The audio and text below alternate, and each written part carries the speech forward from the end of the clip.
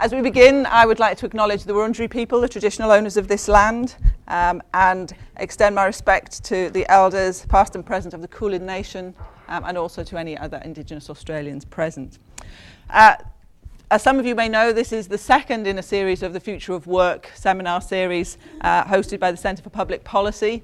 We're running this series in response to the work that Brian Howe did chairing the Commission last year, and the unanswered questions, if you like, or the need that we and he felt for some further discussion about the future of work, what that might mean for Australia, and for the various groups, interest groups within Australia, but also putting Australia in its wider context. So we're running a series of seminars. Some of you will have been at the first seminar we held way back in July, where Innes Willocks and Jed Carney debated really what the future of work was amounted to from the perspectives of employers and workers, and that discussion was tempered by Professor Bill Harley from the university, and I'm not quite sure where we ended up with that. Maybe some people shifted their position, I'm not sure.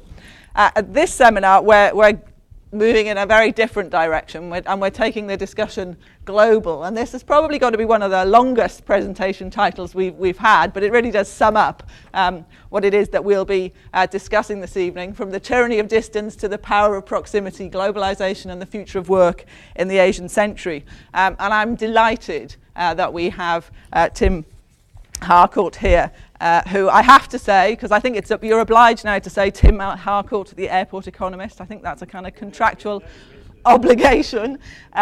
Tim, as many of you will know, is very well known for his book, which has sold more copies than most academics could ever dream of selling. Is published in at least 3 languages, we think, and is now in its 2nd edition, going to a 3rd probably.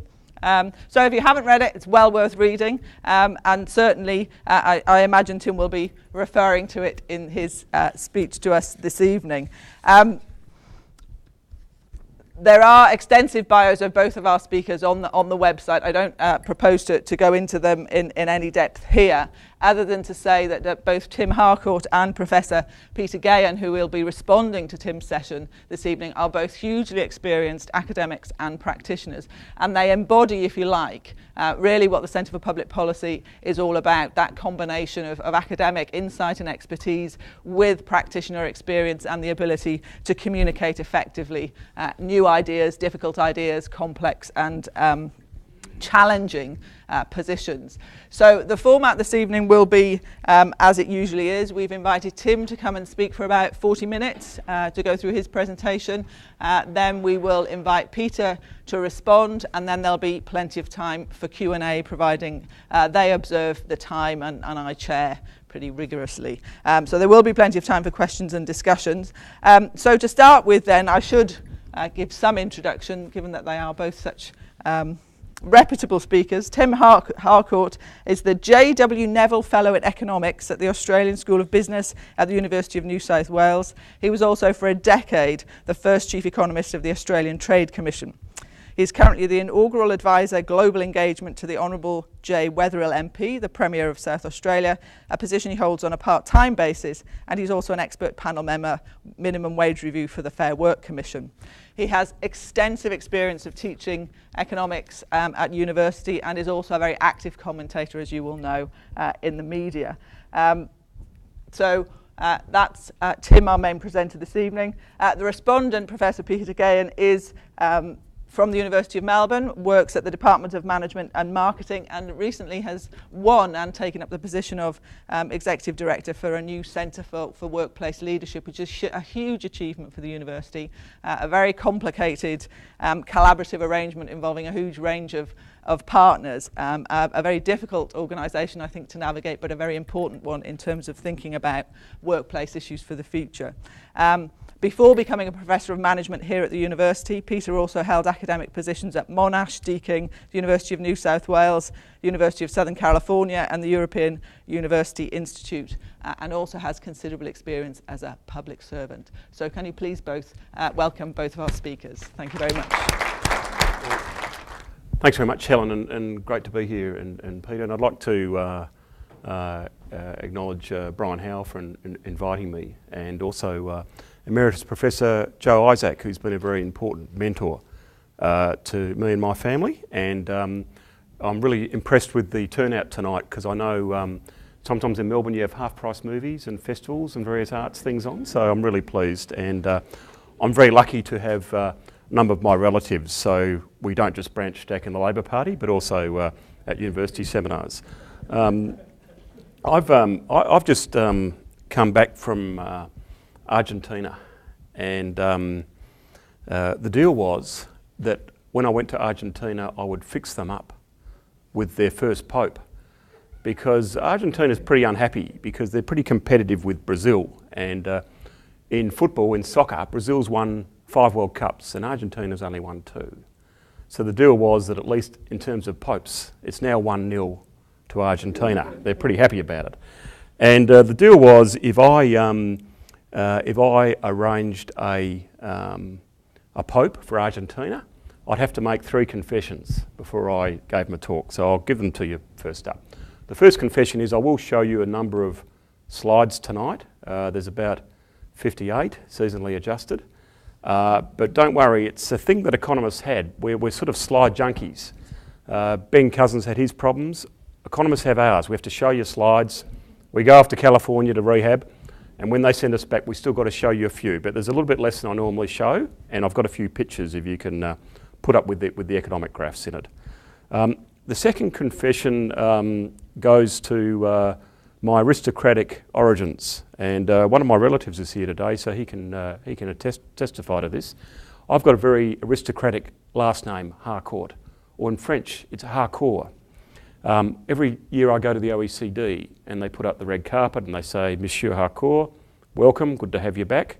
There's a Chateau d'Harcourt in the north of France, in Normandy, and I spend about 6 weeks of the year in the European summer with my cousins there. They have a great time there.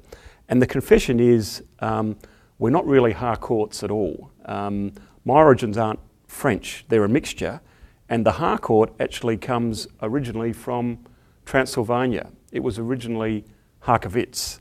And some of you probably think Transylvania, Dracula, bloodsuckers, economists, it all sort of makes sense. Well, in fact, my ancestors came from Transylvania, so it's sometimes Hungary, sometimes Romania. And if I'm with Frank Lowy, I'm definitely Hungarian. And my grandfather, he was Harkowitz. He grew up in Bondi in Sydney. He was training to be a rabbi because his mother wanted him to be one. He was an atheist, which made it a little bit difficult in that line of work. And he also couldn't get into the Bondi Surf Club with the name Harkowitz. They sort of said, look, we don't need any life-saving rabbis, thanks, Harkowitz. Don't call us, we'll call you. So he changed the name from Depot, from Harkowitz to Harcourt. He went in the next week to the club, and they said, oh, Harcourt, we're looking for people, in you come. And he got into the club. And some of you might know that the Nobel Prize for Economics was given out this week, and there was a Nobel Prize winner called Markowitz. And I thought, Markowitz, 1 letter off. We should have kept it at Harkowitz. And I got quite cross with my grandfather and said, you should have kept it at Harkowitz. We could have gone off to Sweden, and away we went. And he said, well, I didn't really change our name. I just left the Goldbergs so I could join the icebergs.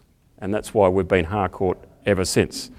And he was an atheist or agnostic in the end, but my father, thanks to Brian Howell, picked up the Methodist roots from the Methodist Footy Club in Hawthorn. So now we're the first ever Jewish Methodist delegation in Australia. Not a growing sect, but quality, not quantity. The final confession goes to my line of work. It was mentioned slightly once or twice by Helen that I have written a book called The Airport Economist. I didn't really want to mention it, but Helen brought it up. And the reason it's come into being is that I travel a lot, and I think I've been to about 58 economies in the last 5 years. And it means I go to every economy, or most of them, for about 3 days each, on average. Mongolia I quite like, so I go there for 4 days. And somehow I'm meant to find out what makes an economy tick. in about 3 days. And for the most part, well, you only see the airport and the hotel. And so I thought that was a pretty good name for a book. I won't plug it because Helen already has, but it's available on Amazon.com. But I thought it was a pretty good framework for thinking about Australia's engagement with the world and the job I do for the university and also when I was at Austrade. And in some ways, I was prompted to write it because Milton Friedman came to Australia in the 70s during the Whitlam government and very quickly gave advice to the Whitlam government saying to fight inflation first, balance the budget, target the money supply and deregulate the labour market. And he was asked, how long have you been in Australia? And he'd just arrived at Sydney Airport. So I think there's quite a good tradition of airport economists. And I had a graduate school colleague who won the John Bates Medal for the best economist under 40, and his study was of Indian fertility in rural India. And I said to him, geez, you must really like going to India if you won your thesis prize on that. And he said, oh no, I've never been to India. I don't have a passport. I can get all the data from the World Bank, so there's no need to go to India. So I thought, well, it's probably better to be an airport economist than an armchair economist. So at least I feel I'm doing something a little bit better than what he did. But I'm going to use the airport economist just to go around the world quickly before I turn to the labour market. Like many businesses now from Australia, a lot of them now go to Southeast Asia in particular. And there's new data out today by AsiaLink here at Melbourne University and also by Census that shows that on average now, small and medium-sized enterprises are more likely now to go to Southeast Asia or to China than to Europe and some other Northern Hemisphere markets. And that's happened reasonably quickly. And you notice that travelling, that there's a good cluster of Australian small businesses in Indonesia, in Thailand, in Singapore, and so on. I greatly benefited from these links to Southeast Asia. When I went to university at Adelaide in the 80s, Lee Kuan Yew, the grand old man of Singapore, sent a number of very, very bright Singaporeans to who were meant to go to Oxford to do nuclear physics. He sent them to Adelaide to do economics. So my honours class, 11 out of 15 people were from Singapore or Malaysia. As a result, I got very good grades and became a chief economist. And most of them became either a president or a very senior minister or business person in Singapore. So the links were very good. In fact, one of them, Raymond Lim, became a very senior industry and transport minister in Singapore. And I wrote that in the book in a chapter called Everybody Loves Raymond. So that's been very important. I still go a lot to Southeast Asia, and the education links help. There I am with Frida Ledwini, the head of Metro TV in Jakarta, an Australian graduate. And there I am with Dr. Rungtip in Thailand. In fact, this is at the launch of the Thai version of the Airport Economist. There was a meeting at APEC where they asked the leaders what their favourite book was. And Barack Obama said A Team of Rivals, his book, the book about Abraham Lincoln's cabinet. Kevin Rudd said the Bible, surprisingly. And the Thai Prime Minister said The Airport Economist. And very quickly we had to get it in Thai, and we put a bit of yellow and a bit of red on the cover in case there was a coup or an election. And it ended up being a bestseller in Thailand. But I think he probably did say Tim Harford, the undercover economist. But anyway, by that time it was already a bestseller. So Thailand's been very, very good. So that's Southeast Asia. Northeast Asia has been very important in parts of my presentation I'll go to later, particularly Japan, South Korea, and also China. I go to Korea quite a lot, and I get helped out by some of my friends in Korea. But increasingly, I spend a lot of time in China, and we noticed how important China was during the Lehman Brothers collapse and the global financial crisis in 2008. The stimulus package in China made a big difference to East Asia and a big difference to Australia, as did the Thai stimulus package. And Joe Stiglitz said the stimulus package in Australia was probably the best targeted and the best timed, and indeed the stimulus package in China made a big difference as well regionally. And in fact, I wanted Ben Bernanke to talk about bamboo shoots as much as he was talking about green shoots at the time. There's a lot of talk now where there's some fears that China will be slowing recently with the data. I've noticed some changes in China in particular. One is in the labour market. When I first went to China as a union official, if I went to a factory and I said, do you have workers' compensation in China? It'd be translated and they'd come back and they'd say, no, if the workers break anything, they don't have to compensate us. And that happened when there was a large rural army of unskilled labour. Now when I'm going to factories in Shenzhen and some of the stronger parts of China, they're actually complaining that they're losing a lot of workers now to offices, and they're having to pay quite capitalist piece rates in some of their factories. So big differences there in China, and I think it shows the fear that the Chinese government has of labour market tightness and social protests.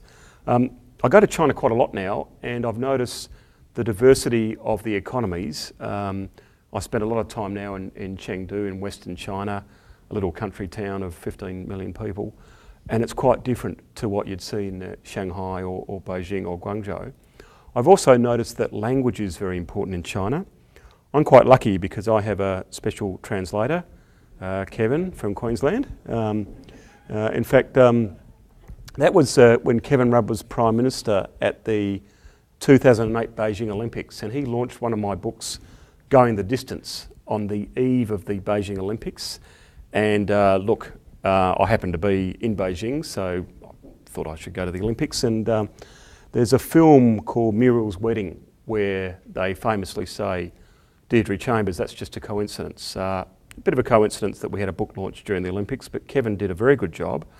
And I learnt, though, from James Tobin, the Nobel Prize winner, who won his prize for the optimal portfolio allocation theory, which is sort of like winning the Nobel Prize for saying, don't put all your eggs in the one basket. So I had Kevin launch that book, and then I had Julia Gillard launch this book as acting Prime Minister. She became Prime Minister, and I've got a book coming out next year, and I was wondering whether Tony Abbott would be free, but Bill Shorten has already rang me up to offer to launch it, so we'll see how he goes. That's China. India.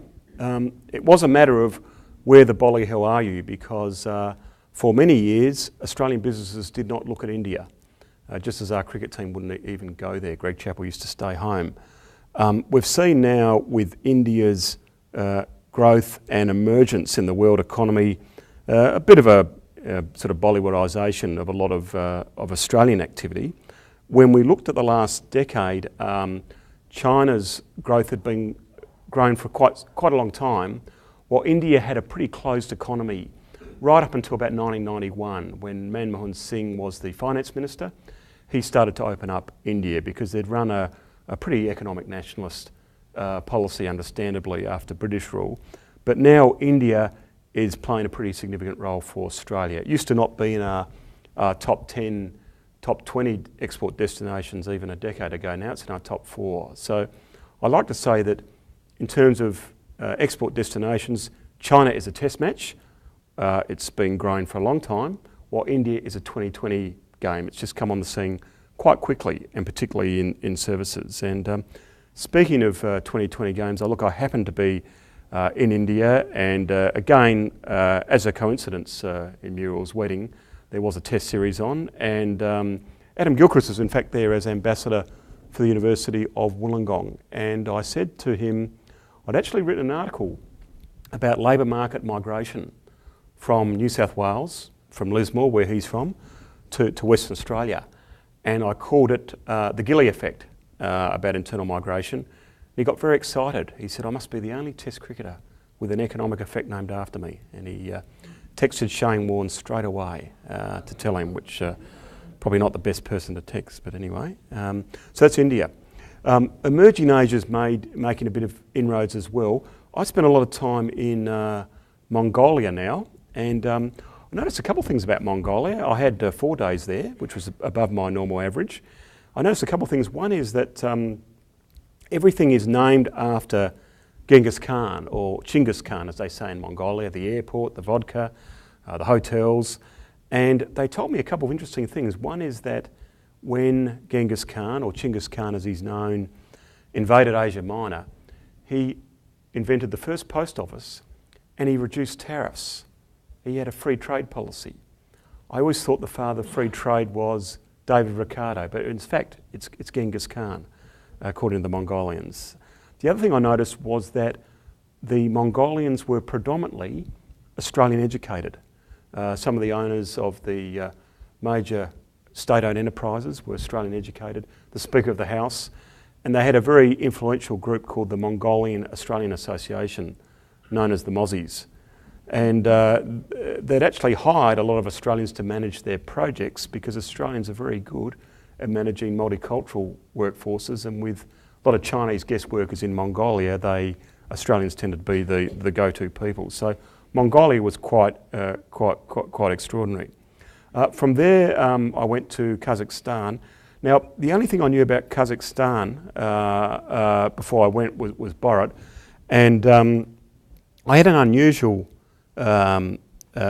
trip there because I went to London the week before, and as Helen mentioned, I worked for the Premier of South Australia, Jay Weatherill, and we went to a university alumni event in London after we'd met Will and Kate, and there was an enormous crowd there. And I didn't think the Premier of South Australia was that popular in London and would not get such a big crowd. Maybe not even in Adelaide, but in London it really surprised me. And it came out that the same event, the alumni function, was at the same venue as the premiere for The Dictator, which was a film by Sacha Baron Cohen. And I could actually say to him, I'm going to Kazakhstan next week. And he said in character, as Admiral General, say hello to my friend Borat, he's a journalist there.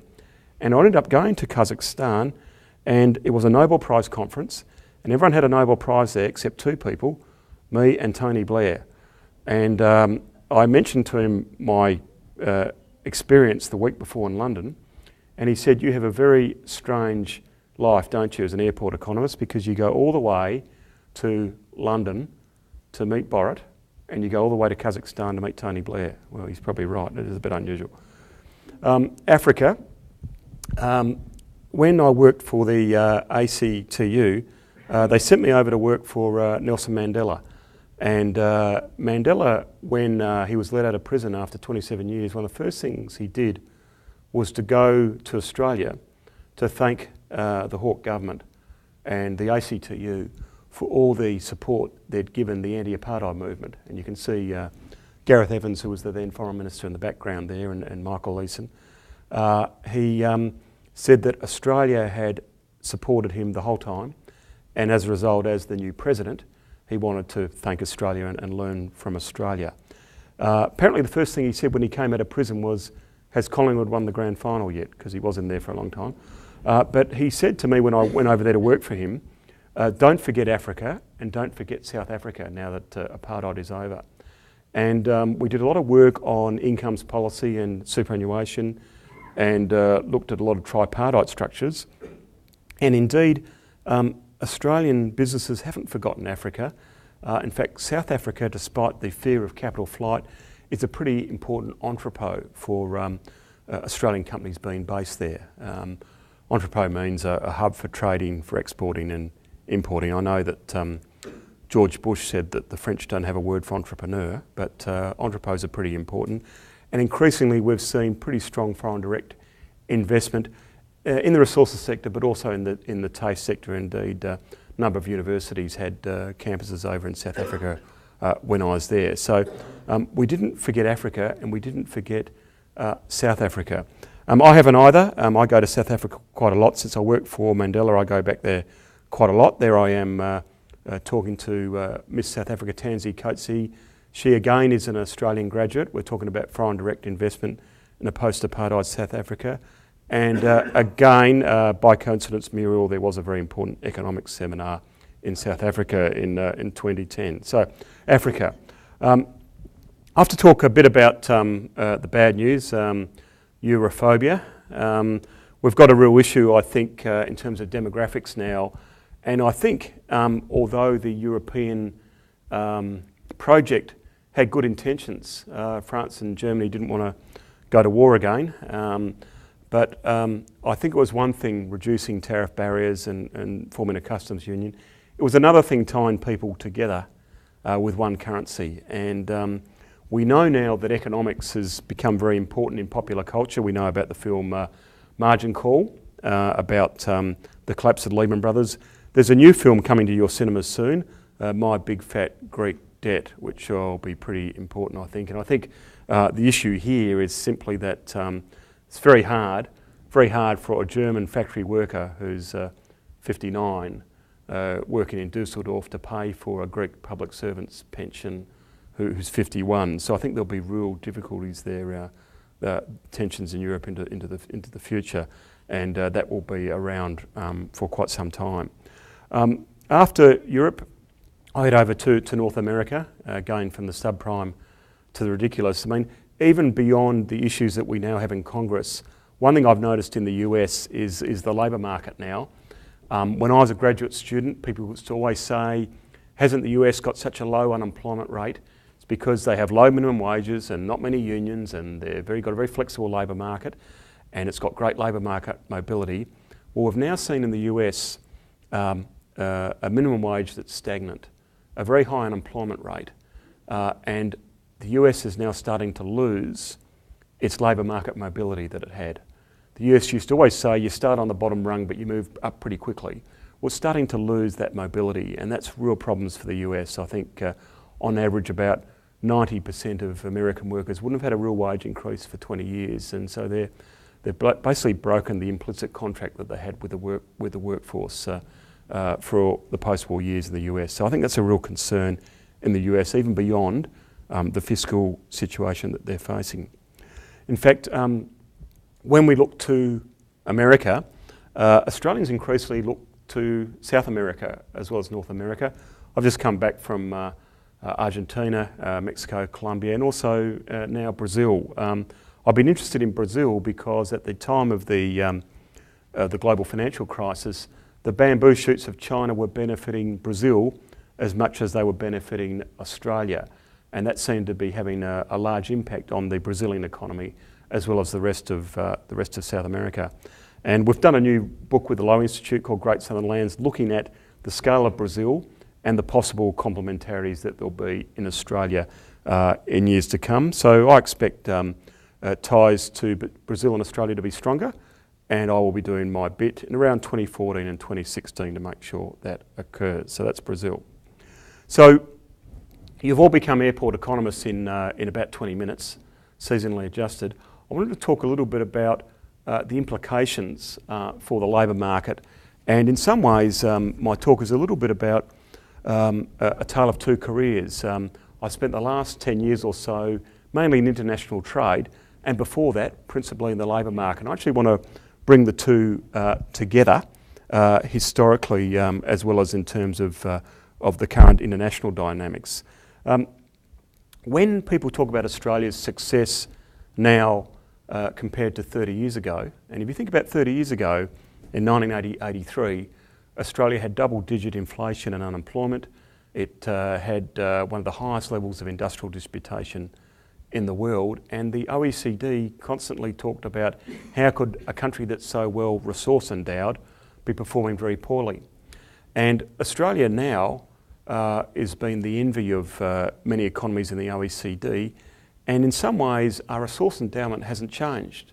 And so the question is resources a guarantee that you're going to be, likely to be very successful when you have a global financial crisis or an external shock? And even some of my colleagues at the university just think, well, if only Britain or if only America had a China, then they'd be as successful as Australia as well. Well, I think it's a bit more complicated than that. The new work from MIT and Harvard, Why Nations Fail, shows the importance of economic institutions in terms of democratic rights and property rights, and also having economic institutions that enable a resource endowment to allow strong export performance to be delivered to the rest of the labour market and the rest of society. My supervisor at Adelaide University, Ian McLean, talks about this in the Australian case. When you compare similar countries with similar endowments, the institutions make a big difference. In Why Nations Fail, they talk about Botswana and the Congo. They talk about border states between Mexico and the US. In McLean's book, he talks about Australia and Argentina. And when you think about both our countries, where I've just been, Argentina 100 years ago was one of the wealthiest countries in the world, and Buenos Aires was wealthier than Melbourne. But they had a very similar resource endowment to us, very similar reliance on immigration, but the institutions have let them down, and that's why they're finding real difficulties in their current situation. And I wrote that in my piece, Don't Buy From Me, Argentina. So it's not just luck, it's institutional flexibility. When you look at the Asian century and the different waves of the Asian century, Australia's been able to have the institutional flexibility to absorb very different changes globally. If you look at the different waves of the Asian century, in 1957, just 12 years after World War II, Australia signed an agreement with Japan, and that allowed, from 1950 to 1970, Japan to drive most of our export performance in terms of resource exports as Japan industrialised. After 1970, that still continued, not at the same rate, but Japan had already given us a beachhead into Asia. We saw the same thing too when Gough Whitlam very bravely went to Peking, as it then was, just before Nixon and Kissinger, and decided to recognise China, a decision that was heavily criticised at the time. That enabled our ties to China to strengthen, and hence the importance of China today. As a result of some of the difficulties we had in the 70s, the third wave of the Asian century, I think, occurred with the float of the dollar 30 years ago by the Hawke government. And that enabled Australia to be open and also have the flexibility to be able to absorb very difficult external shocks that we've had with the Asian financial crisis and the recent global financial crisis. I'm writing a book about this period, and Brian's been very generous to me. I've had a little bit of difficulty with the float of the dollar because I spent 1 hour with Bob Hawke, and he said he floated the dollar, and I spent 3.5 hours with Paul Keating, and he claims he floated the dollar, so I'll have to balance that one very carefully in the book. But certainly a great team effort, you could say. Yeah, he's next. And then finally, the fourth wave, where we saw the Gillard government bring out their Asian Century report. So all those four waves of engagement with Asia have brought great adaptability and flexibility from Australia. And when you look at the most recent wave, you can see China and India to some extent playing that same role that Japan did after we had that first agreement. So I think if you look at the evidence, our engagement with Asia has been possible because our institutions at home have been able to adapt. Now, I want to go back in time and speak of the devil. There's Ross there himself. I want to go back into time at a pretty crucial period. People talk a lot about 1901 and Federation and the response to the recession of the 1890s and the establishment of the arbitration court that Joe Isaac's written about, protection, and some of the establishments of post-Federation settlement. I think 1991 is a very crucial year as well. It's the year I joined the ACTU. It was a year in which we brought down, or the Hawke government brought down, the March statement that finally reduced in some ways the last bricks in the tariff wall. And a month later, the Arbitration Commission, or the Industrial Relations Commission, made a decision to reject enterprise bargaining as part of Accord Mark 6. They were pretty crucial decisions because, firstly, the Hawke government decided to reduce tariffs at the height of a recession, a pretty brave decision. And secondly, the Australian labour market made this decision to abandon centralised wage fixing. And I think there's about 6 key issues in the labour market that I look back at historically that were pretty important in us opening up to Asia, but some which I think surprised me on the upside, but some in which I've got fears for the future. One would be the reduction in tariffs. Don Stammer said that was the bravest decision made by post-war Australian government. He thought that was going to cause mass unemployment, and in some regional areas in Victoria and in Melbourne, I think it did. But structurally, Australia has been left with a lower unemployment rate and a better performing labour market than it had then. And some quite conservative economists thought that was an incredibly brave decision and it was going to be catastrophic. I think in some ways it didn't take into account some of the capacity of Australia to have reasonably quick structural adjustment with labour market programs. But secondly, something I learned about when I went to Austrade was that we built a whole new export sector that paid high wages, better health and safety, better job security, better equal employment for women, and on average tended to be unionised and use enterprise bargaining. So perhaps the export side of the equation I think we probably underestimated when we analysed the consequences of the March statement. Secondly, with enterprise bargaining, some commentators, including myself, thought that that would be catastrophic for income distribution, and I also wasn't sure about the effects of productivity. Some free market economists think apply all the benefits of productivity gains to that decision. I think if you look at the trend growth in productivity, you don't know whether you can quite clearly say that labour market change did it. It may be that the opening up of the economy in the 80s and some of the reforms that took place in the 80s made a big difference, but it's not clear that some of those decisions in the labour market made that crucial decision.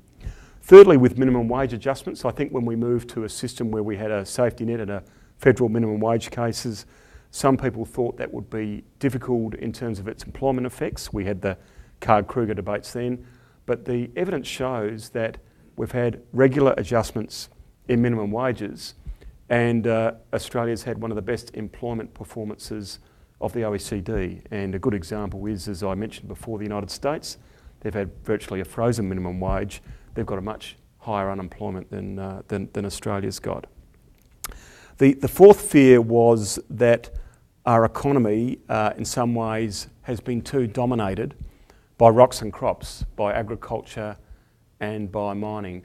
This fear probably heightened in around 2000. When I joined Austrade, we had an information age project and we talked about the new economy. Carly Farini, the head of Hewlett-Packard, came out to Australia and she said Australia was too old economy. It should get rid of its mining and its farming and open up a software industry like Taiwan. And if it doesn't do that, the Australian dollar will be 30 cents by 2010. Now, of course, as soon as she said that, we saw one of the highest pickups in our terms of trade that we've seen in our economic history.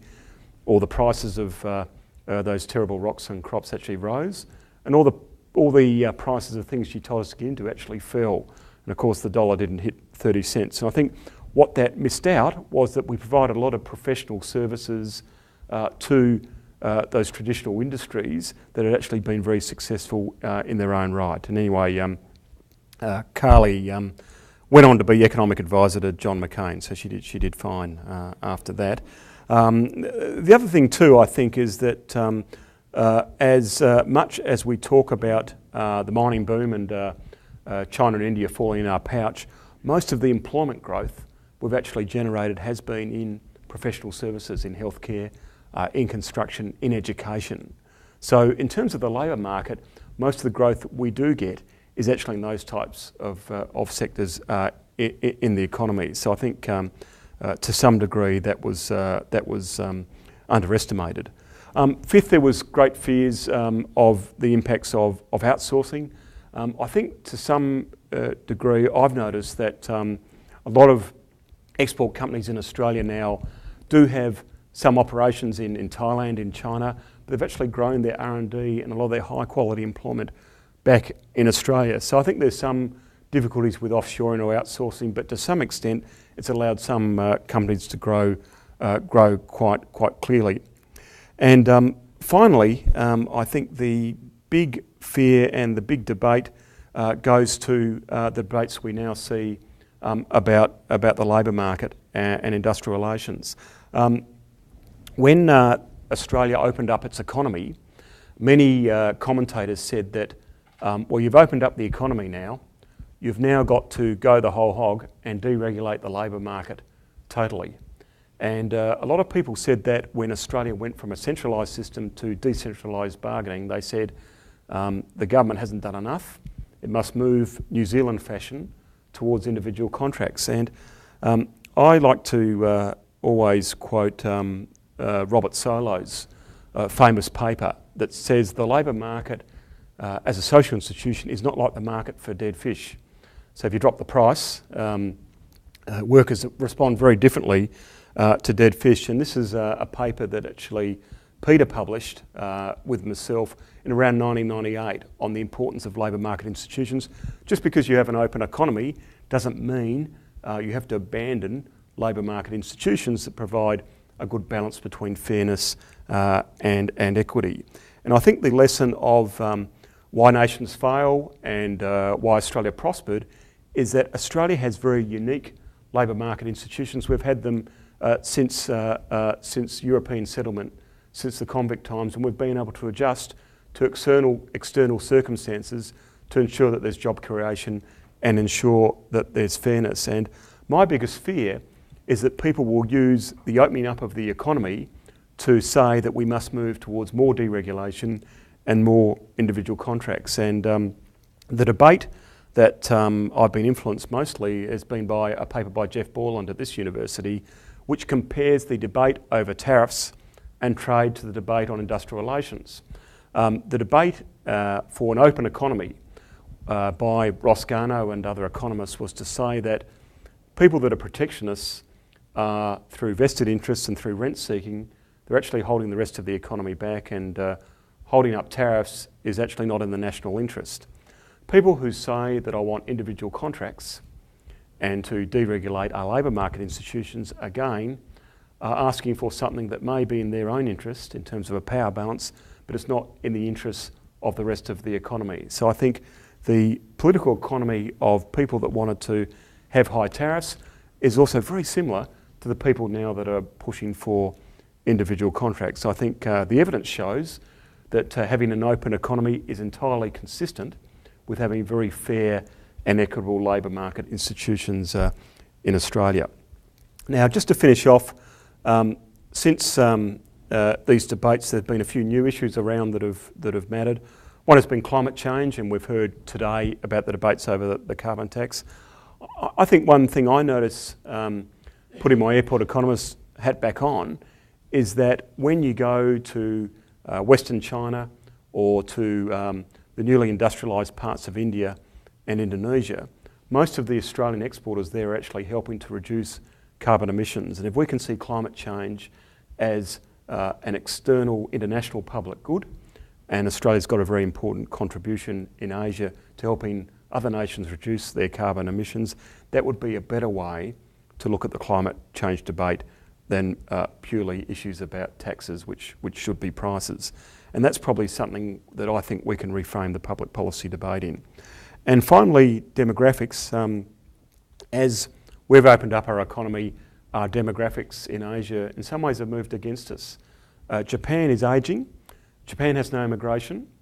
Japan is running out of husbands. It's a real feminisation of the Japanese economy. China, because of the one-child policy, is running out of wives, so they've got a very different issue. Or India's got a very young population. That's changing a lot of the demand for our service exporters, and that's also changing our savings and investment ratios in the region. We also here in Australia talk about changing demographics and the ageing of the Australian population. Well, one advantage I think we have in Australia is our immigration policy. When I joined Austrade, I noticed that 1 in 2 exporters are born overseas. 2/3 of our entrepreneurs are born overseas. When you think of Westfield or Bingley or Myer, most of our great Australian enterprises have been started by someone who came here with no money and no English, and they've been able to create very important enterprises for the rest of us. In the same way, when I worked at the ACTU, union membership would have fallen a lot further without immigration and the capacity of different groups of migrants to Australia to become the next group of workplace leaders. And sometimes when those refugee boats come in, I think throw them a union ticket and an export market development grant, and someone will be a workplace leader and someone will be on the Rich 500 list for BRW next year. It's actually been a very, very important part of our story. And that has affected not just the macroeconomy, but for me, the microeconomy as well. That is my own family. I mentioned that I have Transylvanian origins at Bondi Beach. Well, this is my family today. My wife is American of Mongolian and Sicilian background. Genghis Khan and Don Corleone in the nicest possible way, wrapped up with great love. And my daughter is from China. So we have one big happy free trade agreement in our family. But I think the lesson for Australia is that if we remain open to trade and open to investment, but most importantly open to ideas and people, then there's really still good reason for a lot of blue sky ahead. Thank you. Thank you very much. Well, we asked him to give us the big picture, and I can't actually conceive of how we could have got a bigger, more comprehensive picture than that. We need to do a bit of technical swapping of microphones, so Tim can let Peter take over. And then what we've asked Peter to do is to respond basically in any way that he would like to Tim's contribution, and then he'll do that for about 10-15 minutes, and then we'll throw it open to conversation and questions. So Peter, when you're ready. I don't have as many slides as Tim. I thought this was about the future of work, Tim. You know, when I was asked to sort of speak, I thought it would be around the future of work. And with so many slides, it was hard to work out exactly where I might sort of focus in on. But I'll try and say something about the types of observations that Tim has made, not with his wit and comedy, but certainly around the various things that he said about trade, but also try and say something about the labour market. Well, you've written a book, Tim. Well, good on you. Here it is here. If you haven't heard of it, it's called The Airport Economist. But is it still in print, Tim? You can get it. Okay, so there's plenty of opportunities to get that. So fantastic. Obviously, international trade has been a key driver in transforming the Australian economy, and that is evident in a broad number of ways in terms of the nature of business, the way that workplaces are organised, and the sorts of jobs that we have in the economy.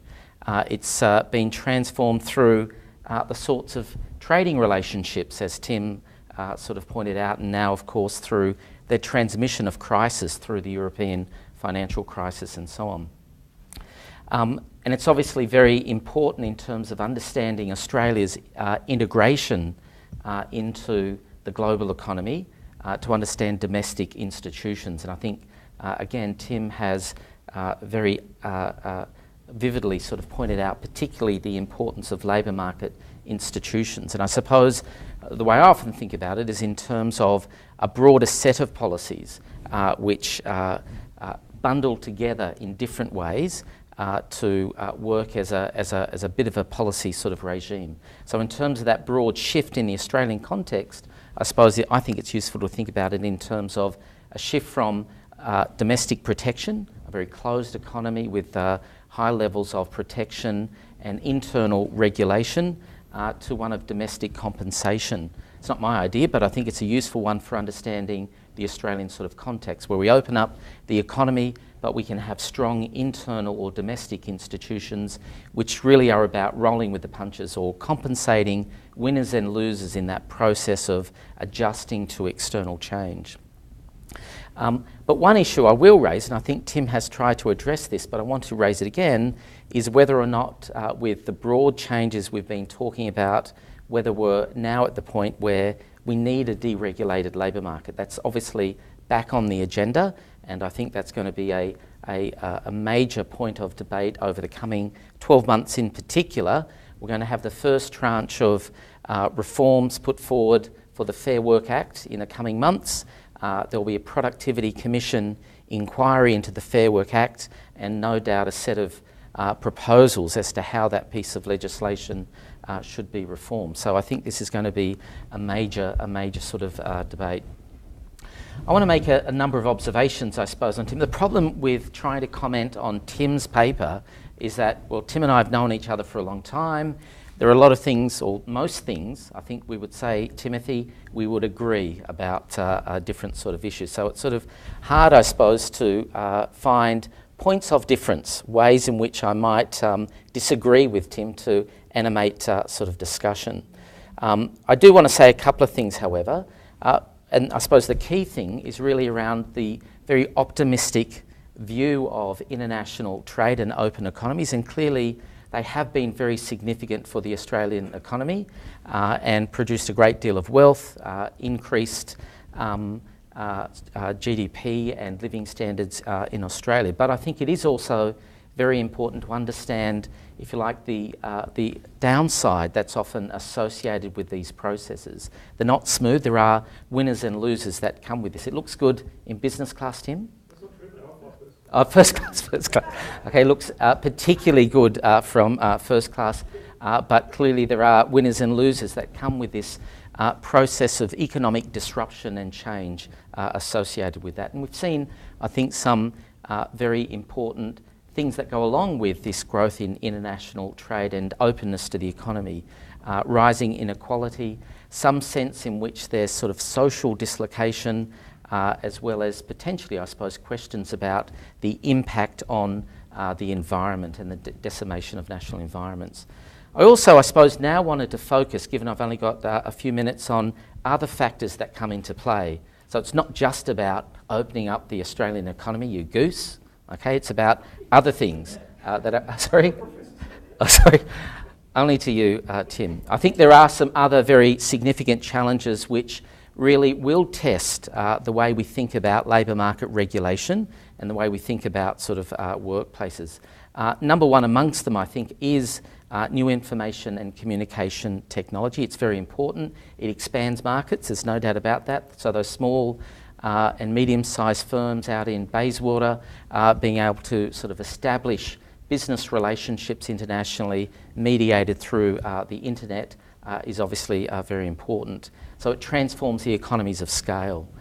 It gives us access to data in a different way, allows us to look at sort of economic trends and developments in a very different way. So in just, I suppose, a workplace sort of sense, we're also seeing it beginning to transform the way that large firms in particular are recruiting and selecting employees. So using this as a tool for mass, if you like, sort of selection type sort of processes. We're also seeing the virtualisation of different types of work processes, this idea of virtual work or telework. And an interesting sort of example of this is looking at Rio Tinto and their mines of the future. So when we think about virtual work or telework, we often think about somebody working from their home in front of a computer. But in fact, in this particular case, we've got Rio Tinto operating their large hauling trucks in the Pilbara and elsewhere using, if you like, a virtual workplace. It's located right next to the Perth airport. It's a big shed, and basically the drivers will, in effect, go to that shed and they operate these trucks remotely on these large open cut mines from that particular site. So it's had a huge impact in the way that that type of capital equipment might in fact be utilised. So when we talk about virtual work, we're talking about sort of a broad range of different types of jobs that are being transformed in this particular way with some very big impacts. Think here also about just the consequences for how we think about managing people in a workplace and the idea of leadership as being an important ingredient in the way that workplaces operate. Obviously, social media in the workplace has been important. There have been a number of very significant labour law cases over the last couple of years. It has both an upside and a downside, and as Tim pointed out, outsourcing and offshoring of jobs has had both an upside as well as some downside elements to that.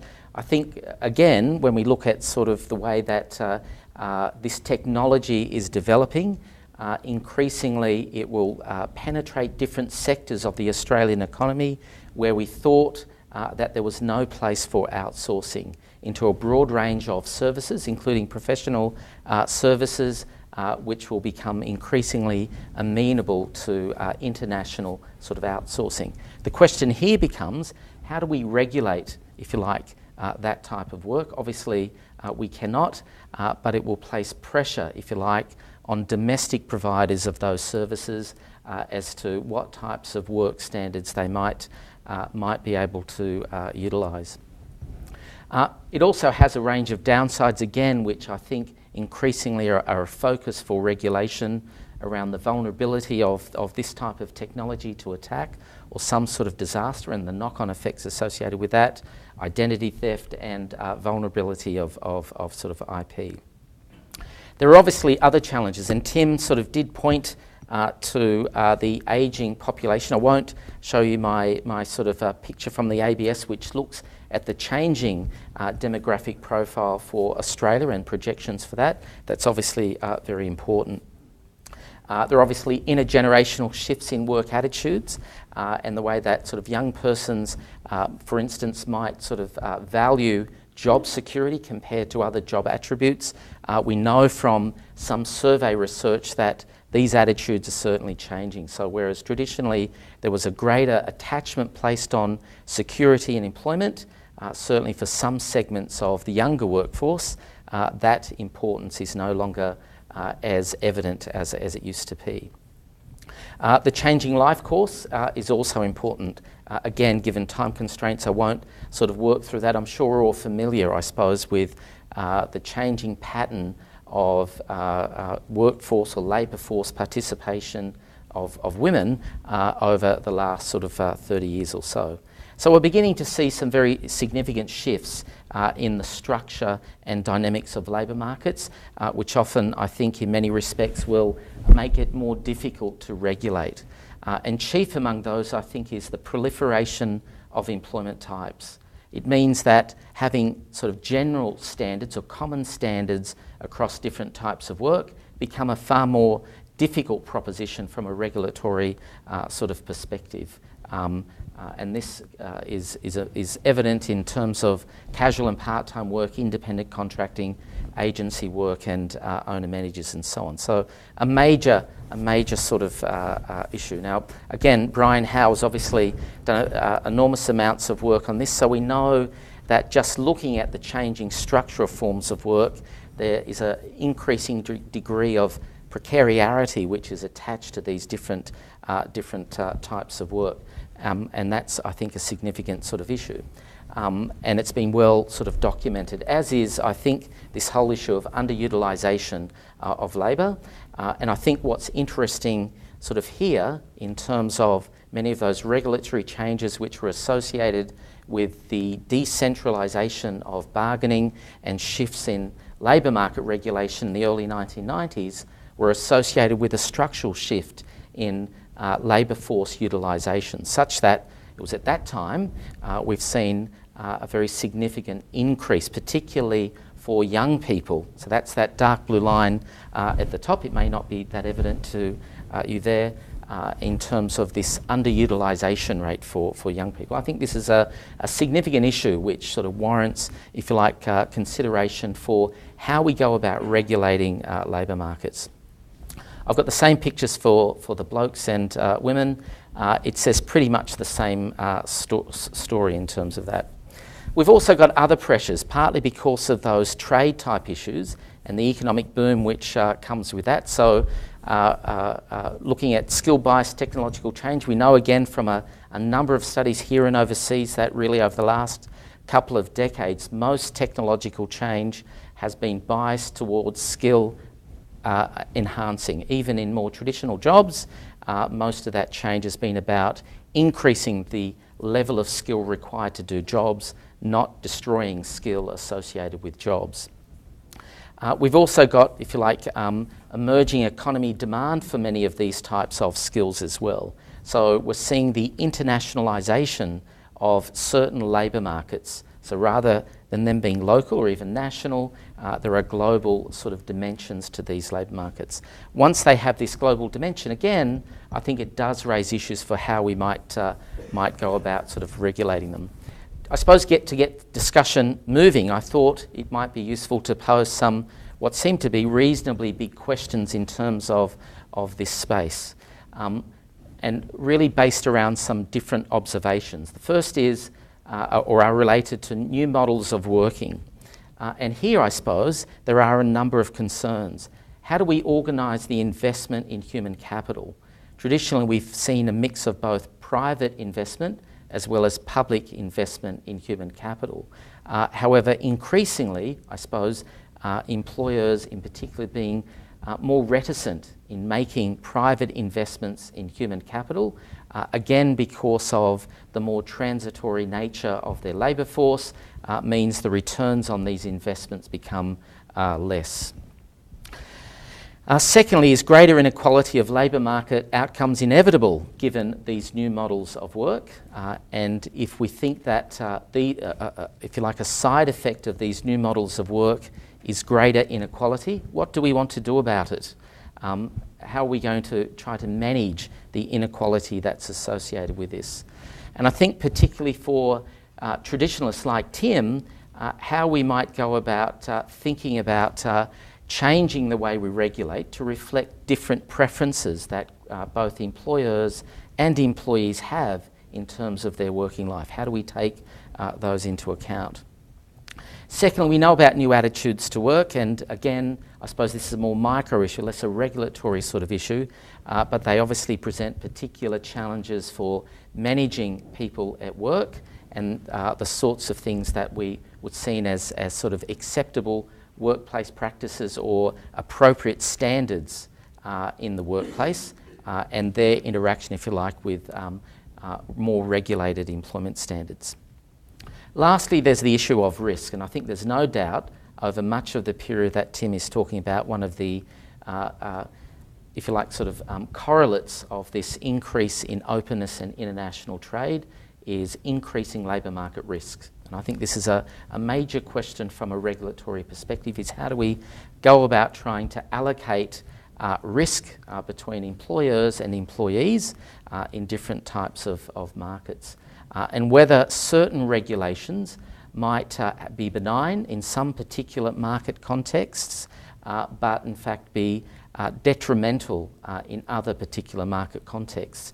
At risk of, I suppose, presenting a controversial type of issue, I think this is particularly relevant in terms of employment security type sort of provisions. If we know there are certain product markets that are riven, if you like, by volatility, so where you've got increasing and decreasing demand for product, labour being a derived demand, Tim, means that demand for labour will increase and decrease with that volatility, then we might expect that employment security arrangements will have a much larger impact than in particular product markets where in fact there's less volatility in the way they might sort of operate.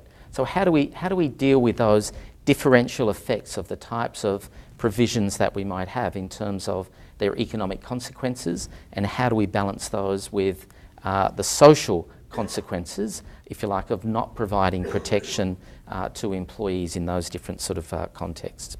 I'll leave it there, Helen. Thank you.